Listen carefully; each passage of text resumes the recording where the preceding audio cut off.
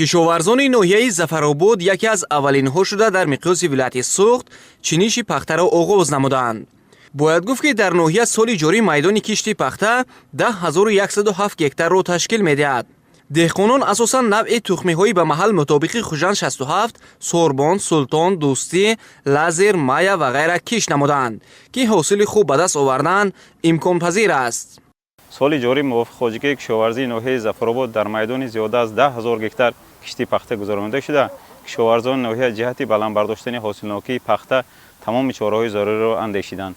дар ноҳия соли ҷорӣ асосан пахтҳои нави Сорбон, Фарғона, Бухоро 6, навъҳои хитои туркӣ ки бо дастгирии вазорати кишоварзии ҷумҳурии Тоҷикистон навъҳои олӣ дастрас карда шуданд киш гузарондем ва имрӯзҳо бо ҳосили хуби пахта ноил гардидем. соли ҷорӣ аҳли заҳмати хоҷагии деҳқонии даврониён дар майдони 10 гектар пахта киш намуданд.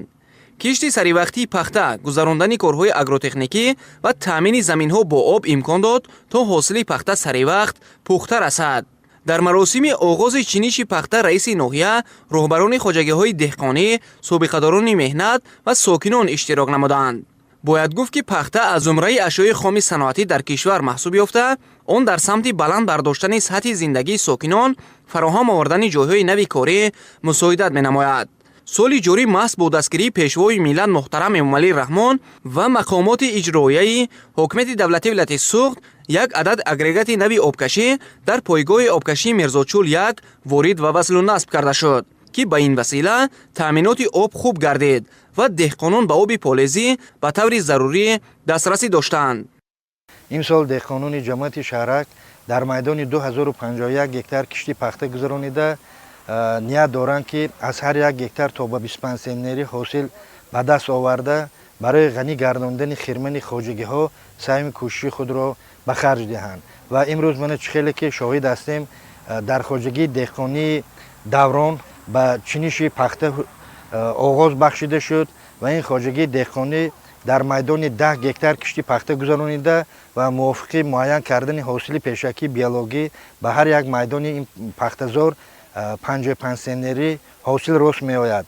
имсол таъминоти оби полезӣ дар сатҳи зарурӣ таъмин карда шуд ва албатта ҳамаи ин бо дастгирии ҳукумати ҷумҳурии Тоҷикистон, мақомоти иҷроии ҳокимияти давлатии вилоят ва ҳамчунин ноҳия ба даст омадааст ки ин ҳам бошад барои таъмини амнияти озуқавории кишвар ҳиссаи худро мегузорад.